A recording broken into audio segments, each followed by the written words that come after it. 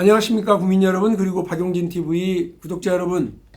박용진 TV의 탄핵 특집 방송 벌써 7화째입니다. 오늘은 우리 박성태 전 JTBC 기자와 함께 하겠습니다. 안녕하십니까? 안녕하십니까? 예, 어느새 벌써 7화예요. 우리가 예. 탄핵 특집 방송 저는 그냥 특집으로 빨리 끝내려고 그랬는데 이게 거의 무슨 정규 방송 비슷하게 홀짝으로 가고 있는 거죠? 예, 제가 그렇습니다. 홀이고 이제 김준일 평론가 그렇습니다. 뭐 이렇게. 그렇게 하시는데 두 분 사실은 나중에 한번 김준일 기자랑 해서 셋이 한번 좋죠. 이렇게 좀 편안한 데서 그러니까 요즘 두 명이 다 끝났다. 이제 한숨 돌렸다 싶을 때가 되면 셋이 이렇게 좀 앉아서 커피 한 잔 마시면서 편안하게 좀 전국 방담 좀 나누는 시간 한번 가져보려고. 지금도 저는 이제 한 이번 주부터는 약간 편안하게 방송을 하려고 하고 있어요. 왜냐면 상황은 더 분노가 있는 지난번 서부지방법원 테러도 그렇고. 근데 우리가 너무 거기 화병이 나잖아요. 화병이 나면 안 될 것 같아요. 제 방송을 모니터링 해보니까 화를 내고 있어? 화를 내고 있더라고요. 본인이? 제가 웬만하면 화를 잘 안 내는 스타일인데 그러니까. 인생 뭐 있냐 재밌게 살자는 주인데 화가 나더라고요. 그래서 그러면 안 되겠다. 아니 이게 우리가 사람이 어쩔 수 없어. 사람이 어쩔 수 없어. 아주 단지하고 분노할 건 딱 조금씩 분노하고 나머지는 좀 약간 느긋하자고는 하지만 우리 지금 법원의 이 난동 난이 폭동 행위에 대해서 트럼프가 내가 혼란하다고? 이거 내가 난 유도 아니야? 한국 봤어? 이렇게 얘기했다는 거 아니에요? 트럼프가. 그 얘기 듣고 진짜 자괴감 느꼈어. 왜냐면 대한민국이 미국의 대통령들이 우리 교육 개혁해야 돼. 한국을 좀 봐. 이랬단 말이야. 오바마. 그쵸. 또 우리 건강보험 개혁해야 돼. 한국을 좀 봐. 이렇게 했단 말이지. 그리고 무슨 바이든 때도 그렇고 트럼프 때도 그렇고 한국 돈 많다. 여기 투자 좀 해라. 반도체 비롯해서 그 전략산업들 같이 하자. 파트너다 니네는 이렇게 했던 나라인데 봤지? 저 망했어 저거. 이렇게 지금 미국 대통령이 조롱하는 대상이 돼버린 거 아니에요. 이게 다 윤석열 때문이에요. 이게 다 윤석열 때문이에요. 내가 보더라도. 윤석열은 미치광이 바보니까 어차피 이제 깜빵 가서 화내지 말자대로. 미치광이 바보니까 깜빵 가서 이제 못 나온다고요. 끝났죠. 지금 저 헌재 변론 나가잖아요. 깜깜하니까 나가는 거예요. 보니까 밖에 막 자기 응원하는 사람들도 있고 오다 가다 그런 소리 들으면 기분 좋지. 그리고 윤석열 대통령의 특성이 뭐냐면 일관된 키워드 제멋대로거든요. 아버님도 못 말린 거예요. 그랬다네. 그러니까 지금 성년이 된 아들 덩치 큰 윤석열을 고무수로 때렸대잖아요. 제가 또 그 연대에 그 아버님의 제자한테 들었던 얘기인데 그런 얘기를 하더라고요.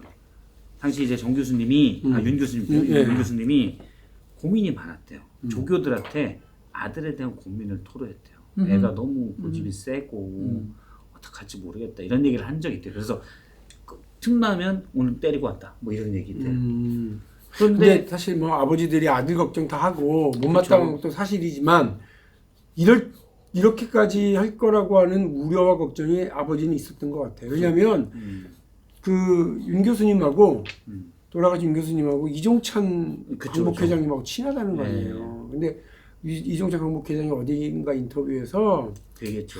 아버지가 돌아가시면서 나한테 부탁했는데 하고 안타까워하는 걸 보고 참 어른들은 알아보고 걱정하셨구나 이런 생각이 들더라고요.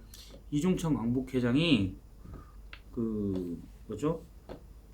저 예전에 계엄하기 전에 이미 정치권의 원로분들한테 그 얘기를 했대요.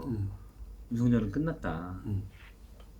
완전히 사람이 변했다. 자, 윤석열의 그런 우려를 가족에게도 주변 사람들이 이제 봤다고는 하지만 지금 이제 점점 문제가 뭐냐면 본인 혼자 그렇게 하는 게 끝이 아니라 지지자들을 선동하고 유튜브 보고 있다. 추운데 고생 많다. 여러분 애국자다. 이렇게 하고 나서 구속되고 구속영장이 떨어지고 나니까 이들이 그냥 법원으로 직진해가지고 난동을 피우고 폭동을 일으켜가지고 지금 대한민국에 법치가 있냐 이렇게 지금 하고 있는 상황인데요. 이 상황을 어떻게 좀 이렇게 해야 된다고 보십니까? 이게 좀 그 윤상현 의원 말처럼 훈방 조치로 끝나면 될 일인가요? 아니죠. 저는 중죄로 다스려야 된다고. 중죄, 엄벌해야 된다. 엄벌에 쳐야 된다. 그래서 소유죄 같은 경우는 징역 1년 이상 10년 이하의 유기징역에 처한다. 여기에 가중 조항도 있어요. 그리고 특수 공무집행범에 다수 밤에 했고, 들고 했고, 그렇죠. 다수가 했고, 특수 공무집행방해 상해죄면 7년 정도까지 또 맞아요. 됐어요. 지상죄가 되고 뭐 재물 손괴 뭐 여러 가지가 있을 수가 있거든요. 중죄로 다스려야 된다. 왜냐하면 예를 들어 많은 분들이 이런 생각을 할 수 있어요. 예를 들어 예전에 검찰이나 경찰이 어찌 노조가 파업하고 있는 현장 들어갈 때 네. 스크럼 짜서 막잖아요. 네. 언론사도 다 체증하고. 언론사도 들어올 때 압수수색 들어올 때 예를 들어서 뭐 옛날에 저기 어디냐 뉴스타파도 그랬고 JTBC도 그렇고 기자들이 앞에 나와서 스크럼 짜서 서 있어요. 그러다가 몸싸움하고 그러진 않았어요. JTBC 들어올 때 스크럼 짰어요, 같이? 있었죠. 그러니까 저희도 스크럼 있었다고 넘어가지 말고 이렇게 저희가 이렇게 한 건 아니고 정문 앞에 일단 우리가 그냥 들어오게 놔둘 수는 없지 않다. 걔네들이 그럼 언론 자유가 있는 그렇죠. 나라에서 마음대로 말도 안 되는 그래서 소리죠. 기자들 뭐 한 7, 80명이 모여서 정문 앞에 이렇게 쭉 열을 맞춰서 서 있었죠. 네. 뭐 이렇게 있는 건 아니고 그러니까 그쪽에 들어올 때 와서 협의를 하죠. 왜냐면 자기들 보고 싶은 거 막 가져가게 할 수는 없잖아요. 그럼요. 그런 거였고 그런데 이거는 이게 이제 말 그대로 저항권이에요. 공권력이 과도하게 들어올 걸 소극적으로 막는 거잖아요. 그런데 이번에 서부지방법원에 침탈한 서부지방법원을 난입한 공격한 것들은 거지. 법원을 공공기관을 가서 자기들이 공격한 거예요. 엄벌에 쳐야 된다. 차원이 완전 다른 거예요. 더군다나 여기는 사법부죠. 네. 행정기관에는 가끔씩 인허가나 이런데 또는 여러 조치에 반발해서 피켓팅하고 항의 시위하는 분들이 있어요. 네. 근데 사법부를 쳐들어갔다? 아니, 때려 부수진 않아요. 피켓팅 정도지. 그렇죠. 그래도. 사법부를 쳐들어갔다. 이거는 말도 안 되는 거예요. 자, 이런 일을 저지르게 하는데 윤석열이 제일 책임이 있다. 그렇죠. 그렇죠. 이거는 뭐 대부분 다 공감할 거예요. 그 또 이제 보면 생각해 보면 어떠세요? 이런 일을 저질러도 되는 것처럼 분위기를 만들었던 사람들이 있죠. 떠오르는 사람 누가 있으신가요?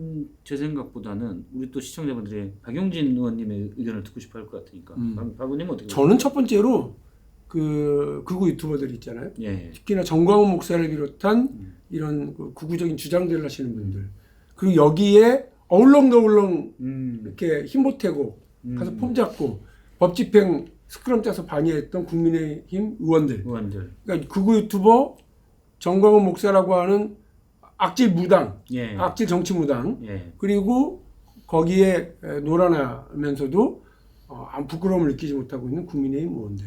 이 사람들이 사실상 주범 혹은 뭐 그 아무리 낮게 봐도 적극적 공범 아닌가 이런 생각이 그렇죠. 들어요. 저는 죄질 자체는 국민의힘 지금 지도부 의원들이 제일 나쁘다고 봐요.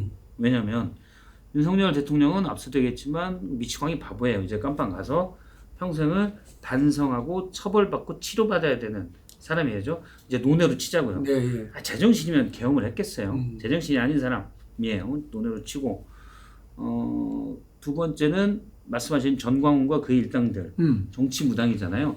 이 사람들은 사실 공적인 책임이 없는 사람들이에요.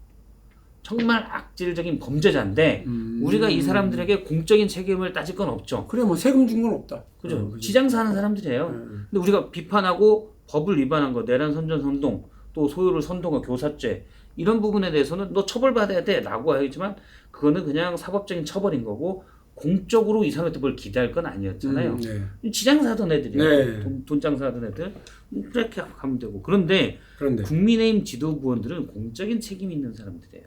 개개인이 헌법기관인 국회의원들. 그렇죠. 예. 그리고 세비로 월급 받고 그렇죠. 살고 국민의 신임을 받아서 여당 의원 정당 운영에도 그렇죠. 국민들 혈세가 지원돼요. 그렇죠. 예. 그런데 이분들이 구체적으로 뭐라고 그랬냐면 서부지방법원 난입 사건이 있은 다음에 네. 권영세 비대위원장이 한 말이 있습니다. 네. 폭력은 안 된다. 안 된다. 요건 그냥 전치사처럼 앞에 그냥 하는 소리고. 경찰의 과잉 대응이 문제다. 음. 시민들을 경찰 탓도 했구나 맞다. 시민들 이게 시민이니까 폭도지 법원을 난입한 사람들이 근데 과잉 탓을 하고 경찰의 과잉 대응이 문제다. 더 문제는 권성동 원내대표예요. 권성동 원내대표 뭐라고 했냐면 방패로 경찰이 시민을 찍고 무고한 시민을 그렇게 했다라고 주장하면서 특히 일부 경찰은 명찰도 차지 않았다라는 얘기를 해요. 제가 그 잘 이해가 안 되잖아요. 명찰 차지 않았다. 그 영상 보면 구글 유튜브에 영상 보게 나옵니다. 사람들이 막 앞에 경찰들 처음에 난입하기 전에 어쨌든 그 전에 구속영장 심사할 때 많이 갔었잖아요. 경찰들이 딱 맡고 있죠. 물론 뭐 방패는 입고 있지만 완전 무장은 하지 않죠. 근데 보면서 막 명찰도 없네. 너 누구야? 너 저기 한국 사람 아닌 거 아니야? 막 이래요. 그러니까 중국인이 경찰에 껴서 맡고 있다라는 의혹을 제기하는 구구 유튜버들이 있어요. 그걸 권성동 원내대표가 다선의 중진원이라는 사람이 경찰이 명찰 안 쳤다. 이런 제정신이에요 이게. 이런 식으로 무책임한 일들을 이제 저지르고 있는 사람들도 같이 공동의 처벌, 공동의 책임을 져야 된다라고 하는 부분은 우리가 이제 지금 뭐 공감을 했습니다. 그리고 뭐 아마 국회에서도 국회 법사위에서도 이런 논의들과 공방들이 오고 갔던 걸로 아는데 지금 우리가 이거 공적인 영역이 아니니까라고 뺄 일인가 유튜버들. 그건 아니죠. 그건. 이 유튜버들과 관련해서. 그건 또 사법적으로 단죄를 해야죠. 이제 지금 이들을 그냥 언론으로 다루기에도 애매하고요. 또 그냥 상업적으로 비즈니스적으로 이걸 좀 뭐 바라보고 하기에도 좀 애매한 상황들이기도 하거든요. 장사꾼들이에요. 그러니까요. 근데 이들의 영향이 얼마나 안 좋으냐면 실제로 최근에 무슨 부정선거 선거관리위원회 연수원에서의 사람들을 민간인들을 대거 체포해서 뭐 평택항으로 가고 뭐 이런 얘기들이 말도 안 되는 어떤 기사에 나고 그거를 또 재가공하고 없었던 얘기까지 더 만들어서 하는데 그 사이사이에 공신력을 가진 사람들이 끼는 거야. 예를 들면 황교안 이런 사람들이 낀다거나 그렇죠. 정치인들이 낀다거나 지금 권성동 얘기하신 것처럼 극우 유튜버 방송에 나온 얘기를 권성동이 얘기하면 그것이 아주 공신력을 가진 사실인 것처럼 돼서 그 사실도 증폭되는 그렇죠. 이 과정이 있고요. 그러니까 저한테도 그런 링크가 오죠. 보십시오. 국회의원들도 확인했습니다. 보십시오. 중국인이 확인됐습니다. 이렇게 딱 와 제목이 링크는 들어가 보면 별것도 아니거나 그러니까 이제 안 본단 말이에요. 근데 되게 많은 분들은 국민의힘을 지지한다. 민주당이 성이 안 찬다. 이런 사람들 중에 그 링크를 확인도 안 하고 제목 장사만 보고 링크를 바로바로 다른 사람한테 전달하거나 넘기거나 이런 일들이 계속 증폭되고 머릿속에 내용은 안 보고 링크만 제목만 이상하게 달렸는데 머릿속에 그 내용이 각인되는 거예요. 그런 되는 거죠. 그러니까 가령 저도 그런 일에 당한 거거든요. 그러니까 박용진이 민주당을 공격했다. 박용진은 대통령 선거 때 아무것도 안 했다. 그렇게 알고 있는 사람들이 뭐냐면 박용진 이 와중에 뭐 대선 와중에 뭐 해?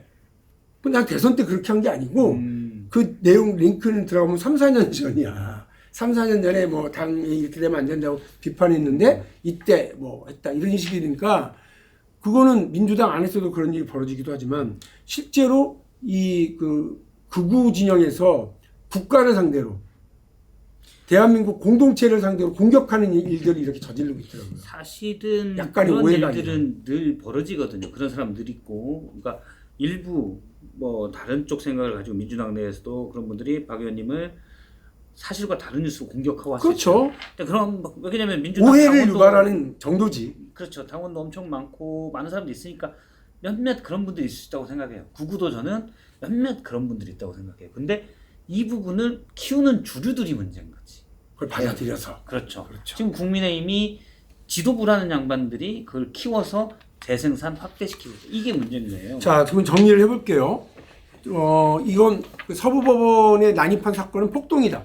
폭동이죠. 엄벌에 처해야 된다. 당연하죠. 이에 대한 첫 번째 책임자는 윤석열이다.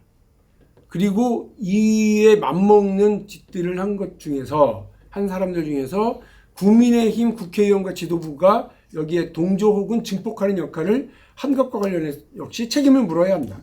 그럼요. 그리고 이런 정치 상태로는 대선 후보도 내면 안 돼요. 그리고 정광훈 목사 등 정치 무당들 그리고 돈벌이에 혈안이 된 유튜버들이 돌리고 있는 악선동 이런 것들에 부안해동하고 있는 국민의힘도 진짜 큰일이다. 그렇죠. 뭐 이렇게 후보될 자격도 없다. 이렇게 이제 보시는 거고요. 국민의힘 분들을 저도 자주 보는데 네. 이제 원내 인사도 있고 원외 인사들도 많은데 이분들은 특히 수도권에 원외 인사가 많죠. 네. 왜냐면 떨어졌으니까 예. 안 되잖아요.